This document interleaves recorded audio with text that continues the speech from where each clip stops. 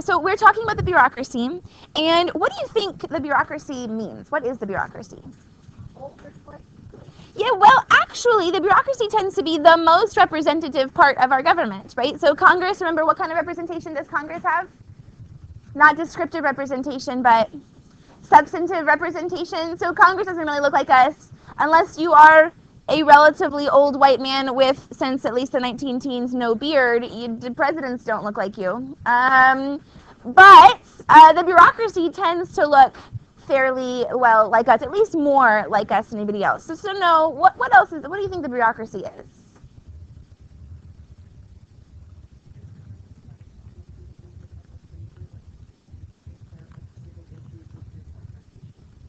Okay, so Delphine said something about the division of labor, people taking care of issues in our nation, something like that. Other ideas? Yeah, governmental agencies that help the executive branch function. And what exactly is the executive branch doing when it functions? Enforcing or carrying out the law, right? Congratulations, you know more than most of the university students I ever taught. When I taught at A&M, the thing that drove me the most crazy was when students would come in and we'd do this unit and we would talk about the bureaucracy. And people who had high school diplomas would go, "What's the bureaucracy?" And I'm going, like the DMV. And they're like, "Yeah, I don't know what that means." And I was going,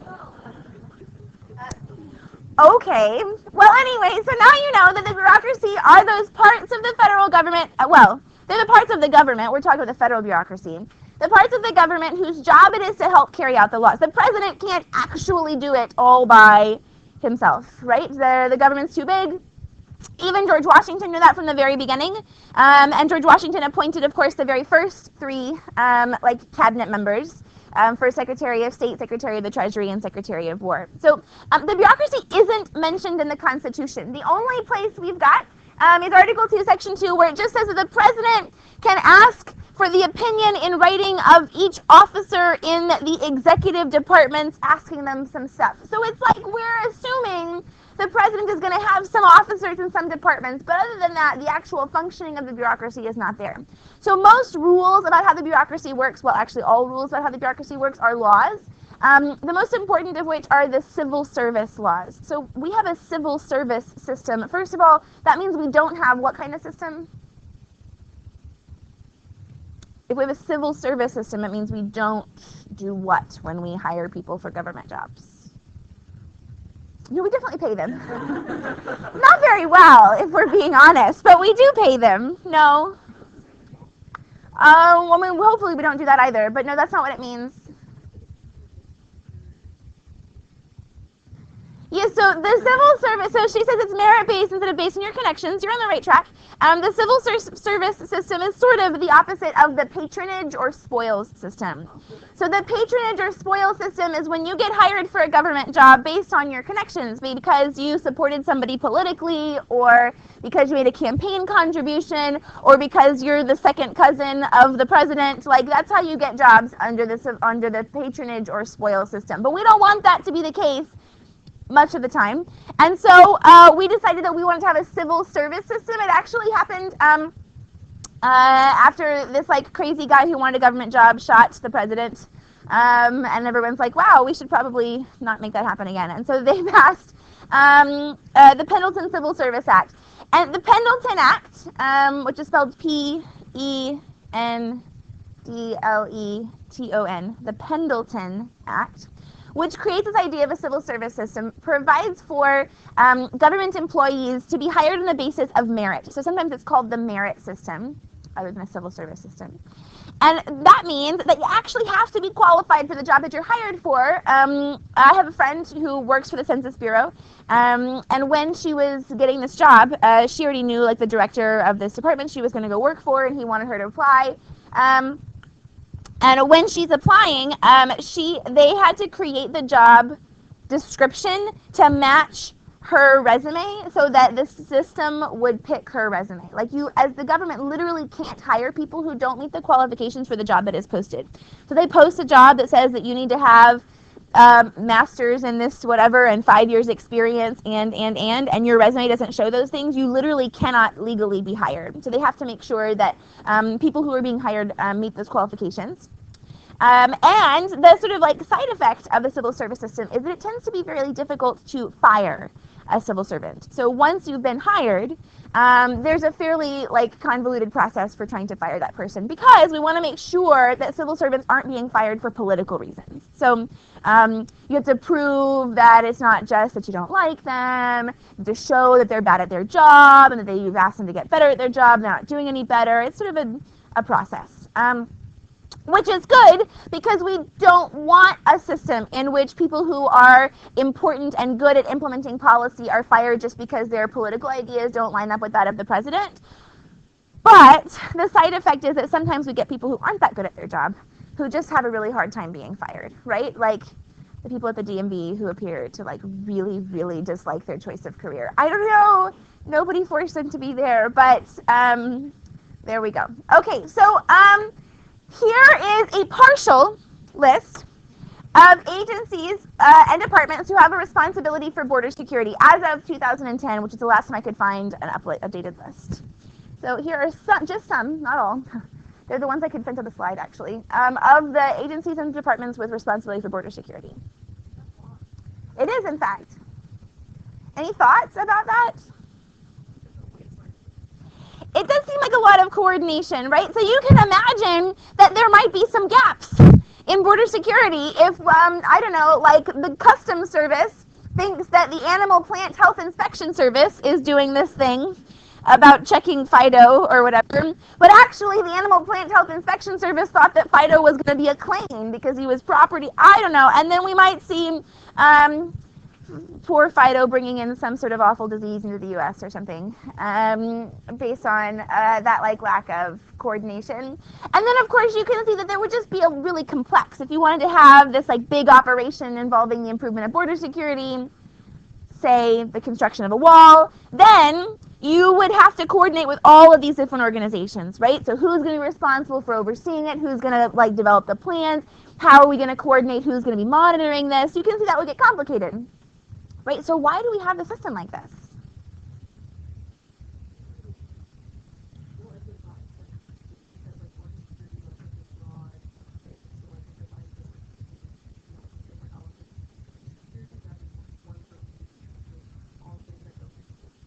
Yeah, well, so there's a lot of things that are involved in border security. So like thinking about the FAA, right? So the Federal Aviation Administration, they're in charge of planes and stuff. I guess balloons too, not sure. Anyway, but so the FAA, we understand that regulating or monitoring aviation in general is important, not just for border security, right? We need to make sure that nobody crashes over College Station, and that Easterwood Airport has regulations about their runway length and all that. Thank you. But also we know that something about airplanes is relevant to border security, right? We don't want people to just be able to fly airplanes over the border. We want to monitor that and be able to like control who's coming in and out. So we either take the FAA and say, okay, you guys are already experts at airplane stuff, so why don't you come and be part of this border security initiative that we have, and then we can use their expertise. Or if we wanted to just make one agency in charge of all border security, then that agency has to like reinvent the wheel, right? So when they start thinking about, we've got to figure out how to keep planes from coming over, if they're not going to borrow from the FAA, they're going to start from scratch. And then maybe they have different rules than the FAA does for aviation over the border, and then things get even more confusing, right? So the thing is that government is complicated, right? There are a lot of things, especially over the course of our history, that we're asking the government to do. And so as we ask the government to get involved in more and more things, there's really not a way to make this less complicated. It is a difficult job we've asked the government to do. There are lots of pieces. So again, we could just make one agency in charge of border security, but now they're going to be duplicating jobs already done in other contexts by other people, like if you think about the FAA.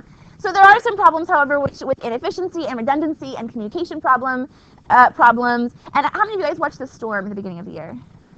Quite a few of you. The video, it was extra credit about Hurricane Katrina. So that was really about federalism and the sort of miscommunication. But the bureaucratic challenges faced by FEMA are also fairly prominent in the film. And so that can give you sort of a sense. So what are some of the definitions of the bureaucracy? This is in your textbook, so I don't know that you need to like write all of this down. But a few things. Bureaucrats are not elected. So in some ways they are also insulated from public opinion, kind of like the Supreme Court is, which we'll talk about more later. It's created by Congress, but they answer to the president. We talked about the civil service system. This word specialized is really important. So one thing that we want to make sure that we can articulate about the bureaucracy is that it is specialized. So just like we talked about interest groups and how they can benefit Congress because they are specialized in their content area, well, the bureaucracy becomes specialized. And so they can provide services to us as citizens by knowing and being experts in their particular field. The bureaucracy is hierarchical, so everybody answers to somebody else. You got to kind of work your way up the chain. And then, of course, the question is, are they representative? We'll see. Here's the picture. So you can see that the bureaucracy is certainly more representative than other groups. They're slightly more male than female. They have the most minority representation of any part of the U.S. government. And certainly you can see that about a quarter of all bureaucrats belong to the Defense Department. So people working for the military in some respect. So here's one of the challenges that faces bureaucracy. Although we have a civil service system, the leaders of the bureaucracy are appointed by the president, right? Cabinet level officials and other leaders of like regulatory agencies, they're appointed by the president, which means that they are at least theoretically loyal to the president's agenda. But who work in the rank and file of the bureaucracy? People who are appointed? No, civil servants, right? People who have been there a long time and are gonna be there probably a long time, right? Like President Trump's appointees at most are gonna serve for 8 years, right? Because almost certainly the next president will want their own appointees, they'll change everybody else. So at most, the leadership of these organizations get 8 years to try to make political changes. And even when the country is unified, I'm not sure that we would say that the country has been unified behind either President Trump or President Obama's initiatives, like in terms of changing the way the bureaucracy works. But even if the country was unified behind the initiative, if I'm a low-level bureaucrat, if I'm the one like actually sitting in front of the desk in charge of implementing this policy, and I don't like the direction of the policy, remember, is it easy to fire me? No. Remember, how long am I going to be here? Probably the rest of my life. How long is the guy in charge going to be here? At most 8 years. I can just sort of defy the policy. I can drag my feet. I can be slow about it. I can lose the paperwork. I can fail to accomplish that thing. And unless it becomes so egregious that I am able to be fired, which it almost never does, I can really slow or prevent the implementation of new initiatives. So sometimes I think we get up in arms about some new change that a president is going to enact. And I think that we should remember that bureaucracies do a lot of things, but moving quickly is not one of them. And so there is usually less to worry about. If you don't like the policy initiatives, don't worry. Probably the bureaucrats don't like it either. And it might just not happen. And this is a challenge presidents face. So one of the challenges if you're going to be a cabinet official is how good of a leader are you? It's not like what are your policy preferences, but can you convince people, can you inspire people in your department to do what you want? And sometimes the opposite happens. It's called going native. Sometimes when a president appoints somebody to lead a department, that person over time becomes more loyal to the interests of their department than they are to the interests of the president. And that becomes very frustrating for presidents, right? When this cabinet official is lobbying Congress on behalf of the organization rather than trying to transform the organization to meet the president's political objectives. So there's that. Okay, so just a reminder about iron triangles. At this point now we've covered all 3 of the parts of an iron triangle. So remember that iron triangles involve interest groups, congressional committees, and then a member or an element of the bureaucracy. And they are self-reinforcing, right? These are closed networks. They tend to develop long-standing relationships with one another, and they are very strong. So if an interest group likes what a bureaucratic agency is doing, then they're going to lobby Congress on behalf of the agency, increase this agency's funding. And Congress probably will do that because Congress wants the interest groups to be happy with them, right? Because Congress wants the interest groups to help them get reelected. So then Congress will increase that agency's funding. In exchange, the agency is probably going to do nice things for Congress, like casework, right? When Congress asks for help with a particular problem for a constituent, the bureaucratic agency will be interested in doing those kinds of things. And as a result, what I want you to see is that most of the time, iron triangles result in empowering the government and really in empowering the bureaucracy. Yeah, so I mean, technically, if an interest group didn't like what the bureaucracy was doing, they could lobby against the the bureaucratic agency, and that does happen sometimes. But once we develop these networks where there's an interest group that supports the bureaucracy within the Congress, and then the Congress responds in kind, that we just tend to see the power of the bureaucratic agency increase. So overall, now that we've kind of got the big picture, iron triangles tend to increase the power of the bureaucracy because they create these support systems that are external to the bureaucracy itself and then help to simply like influence or increase their power. So there's that. But don't forget that the reality of the way that politics works actually looks more like an issue network than an iron triangle most of the time. There are a few really solid and existing iron triangles, but a lot of the time, the way government really works is a whole bunch of groups, including bureaucratic agencies, interest groups, private organizations, citizenships, constituencies, and then of course Congress itself. They all kind of come together to influence Congress to try to pass a particular policy, and then once the policy has been passed, they'll sort of melt away again until the next big issue comes. So just know the difference between iron triangles and issue networks, and know that issue networks are much more in flux. They don't stay, they're not permanent, they don't tend to like reinforce themselves. This is just sort of how people come together to create or encourage policies. So one word that I want to remind you of is the revolving door. So what was the revolving door? Who remembers? Yes, Caroline?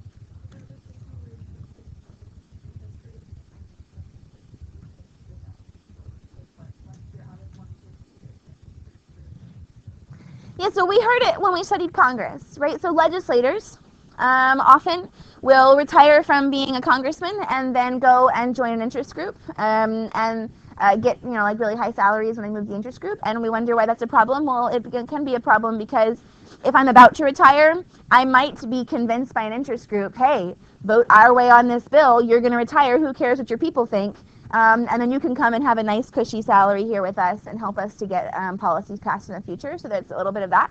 The same sort of thing also tends to happen when we look at the bureaucracy. So sometimes we will get members of an interest group or of an industry who will then be appointed to lead a bureaucratic agency. So like that would be like, I don't know, like a leader of the oil and gas industry being placed in charge of the Department of Energy or the EPA. And so in this case, we have somebody with personal connections to the industry that they're supposed to be regulating, now in charge of the regulatory agency. Now there are pros and cons to that. So what do we think is good about that?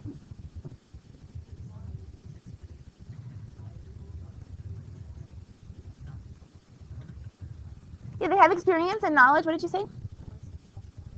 Yeah, they're specialized. They already have the expertise, right? Who knows better? Like, for example, if I really wanted to crack down on the oil and gas industry, who would know better how to find all the loopholes and the ways that the oil and gas industry are getting around current regulations than someone who is from the industry, right? That makes sense.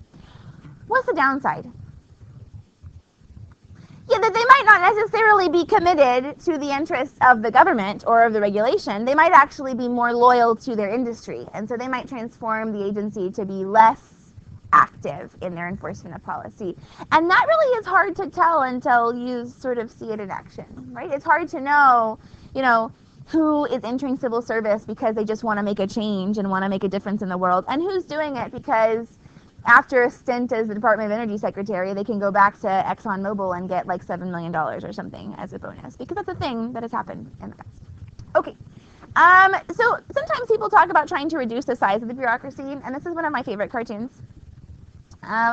Chairman of the task force to reduce government bureaucracy, vice chairman of the task force to reduce government bureaucracy, assistant vice chairman of the task force to reduce government bureaucracy, vice to the assistant vice chairman of the task force to reduce, assistant vice to the assistant vice chairman of the, anyway, it starts to get confusing. But the thing is that sometimes when we try to reduce the size of the bureaucracy, it becomes a problem in and of itself, because, well, what part of the bureaucracy do you reduce, and how do you do it? And to do that, you normally have to create a bureaucratic agency whose job it is to study the other bureaucratic agencies and decide how to reduce the size of the bureaucratic agencies, which I'm sure that you can imagine gets a little bit confusing. And the bureaucracy, once it exists, tends to have a lot of inertia. So again, a good example is looking at current events. The Republicans spent almost 8 long years campaigning and talking about how awful Obamacare was. That was really popular. Lots of people don't like Obamacare. Like, There we go. But when the Republicans got into office and tried to do something about it, right, tried to actually get rid of Obamacare, what happened?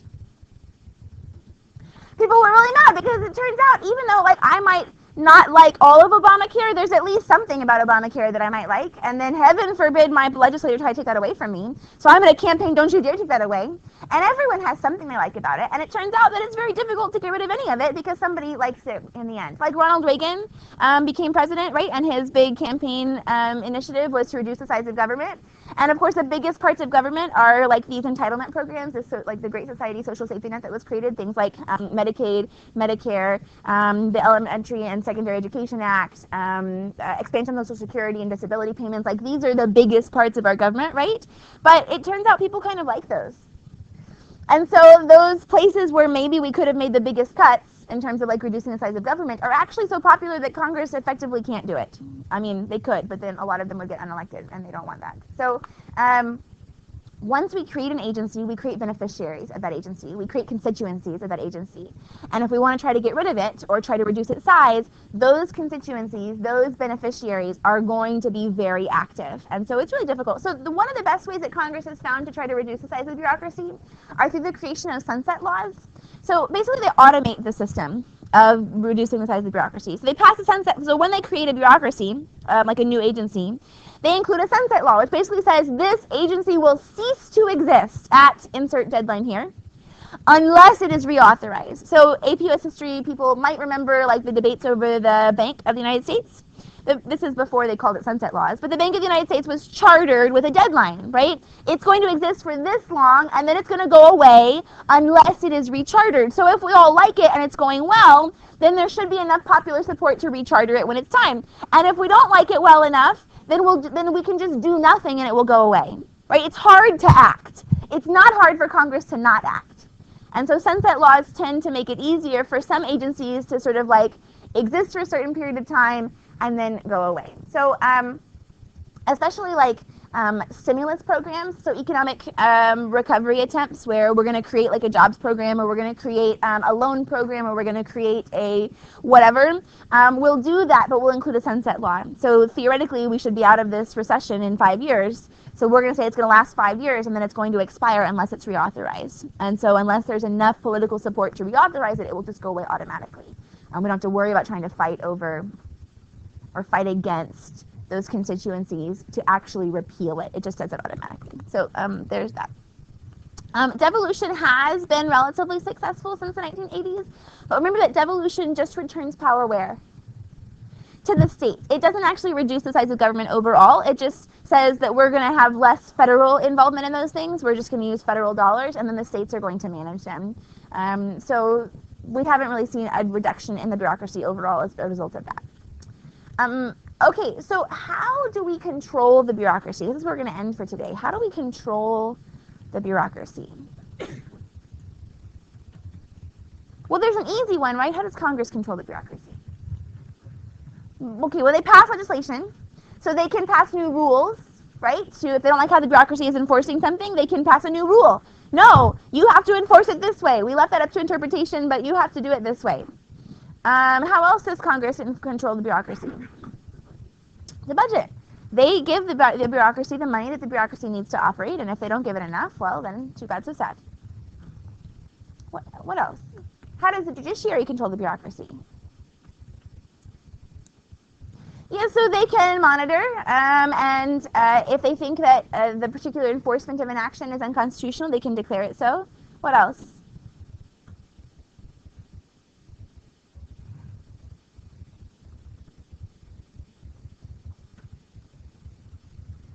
Well, remember, what gives the bureaucracy most of its power? Why is the bureaucracy so powerful? I mean, like, why do I have so much power in this classroom? Or any teacher, for that matter. There's a curriculum, and Ms. Elder is my boss, but effectively, I get to have a lot of power in the room, and it's because why? Well, that's very nice of you. Thank you, Preston. No, maybe you would like me to have less power, I don't know. But no, why do I have so much power? Because what do I get to do? I have a lot of choices I get to make, right? I have curriculum. There are school rules. I can't just make any rules I want to. But within the constraints of like, here's the things you have to teach in your classroom at some point during the year, and P.S. don't let your kids like start fires and stuff. I can do kind of whatever I want, right? I can decide if I want to teach the bureaucracy first or second or last, and I can decide if I want to do current events or if I want to do videos and notes, or I can decide if I want to do group work. I can decide if I want to give you a written test or if I want to do multiple choice. I have a lot of choices I get to make, right? The fancy words for this are bureaucratic discretion. So Congress writes laws, you know, but there's a lot of details that go into like how you actually, unless the Congress, for example, for education policy, unless Congress is going to say, on Monday, January the 15th, AP government teachers will be covering these 6 concepts. They will give a quiz that consists of 5 multiple choice questions. They're not going to do that, right? So unless they do that, then they leave up to the bureaucrats, they leave up to us darn government employees, a lot of decision making. Congress passes a law, here is pollution standards that we're going to set. But then it's up to the EPA to decide, okay, well, how are we going to monitor this? How are we going to regulate and make sure that businesses actually comply? Are we going to have them self-report? Are we going to hire an outside agency to go and test? If we're going to go and test, are we going to do it randomly? Are we going to announce our visits? If they test over the pollution limit, are we going to give them a warning or a fine, or are we going to shut them down? At what point are we going to like provide supports if a company breaks? How long, like a factory breaks down and isn't working? How long are we going to give them to comply before we come in and take measures? All of those decisions are made by the bureaucracy, right? That's bureaucratic discretion. They get all kinds of choices. What is the form going to look like? New tax plan, how are we going to make that look? What is the form going to say? Are you going to turn in 16 forms? Are we going to make 1 form? Are you going to be able to do it digitally or not? All of those choices are made by bureaucracies. So Congress does have some power then, right? They can rewrite the laws. If they don't like the way that they chose, if they don't like the discretion, the choice made by the bureaucracy, they can rewrite a new law and say, no, we're going to define that part. And the judiciary, of course, their job is to do what with the laws? Interpret them. And so if there's confusion about what the law meant, right, some people think that when Congress wrote the law it meant this one thing, but the bureaucracy is interpreting it a different way, well, that dispute can be settled by the court. The court can decide what that meant and decide if the bureaucracy's interpretation is in line with the way that the law was intended to be enforced. We'll talk when we get to the judiciary about a law called the Religious Freedom Restoration Act, RFRA, and different bureaucratic agencies' interpretations of what that means has at different times come under a lot of dispute. How does the president control the bureaucracy? Yeah, he appoints the people that are in charge and of course can remove most of those people. And then interest groups, remember, can lobby for or against bureaucracies and so on. So you guys have access to all of this. I don't know that you need to write them all. But we've got all of these different examples of places that people can try to limit the bureaucracy. But what's the largest source of bureaucratic power? Discretion, choice. They get to make choices.